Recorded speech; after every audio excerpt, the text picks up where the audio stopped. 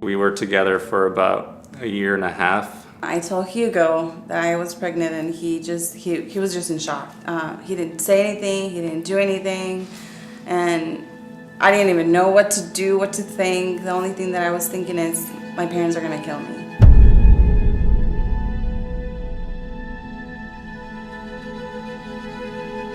I was just remember being just numb with my emotions, my feelings, whatever. I was like out of mode, and then when that happened, Yeah, I was not supportive at all. I just remember telling her, you know what, whatever you decide, I'll go with it, but you make the decision, and I'm sorry for that, but that's me being a coward and running away from the situation. Because in the back of my mind, I knew what was going to happen. so when he told me that, it was like I have no other option. Like that's the only option that, it was easy, it was quick, according to my friend. So I was just, went with the easiest way out that I knew. So at the time of the abortion, we just pretty much never talked about it. It was like a done deal. It was just under a year, months after that we broke up. Years fly by. She came to Christ, I came to Christ as well, in our own separate ways. We just connected again.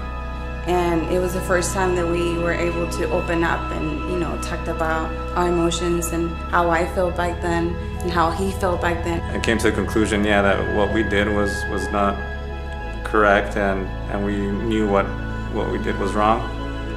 We'll have to deal with it at some point. So years later, after we got married, Hands of Hope comes along, and that was the answer we were looking for. There was something in me that was still, shameful.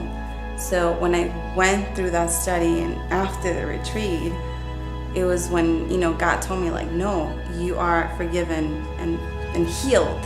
And I think that was, what I needed to hear and what I needed to feel, that I am not gonna live for the rest of my life with that guilt that I thought I had to, because God was punishing me for what I did.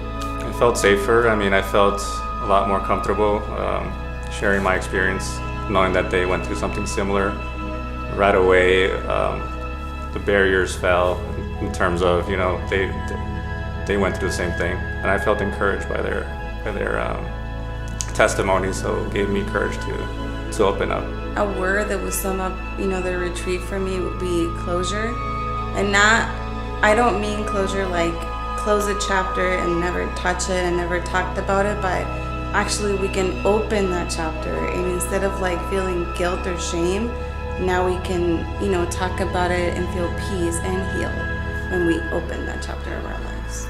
I'm grateful that we have ministries like Hands of Hope that, can have a safe place where we can go and we can be open about it, and that we know that we're not going to be judged.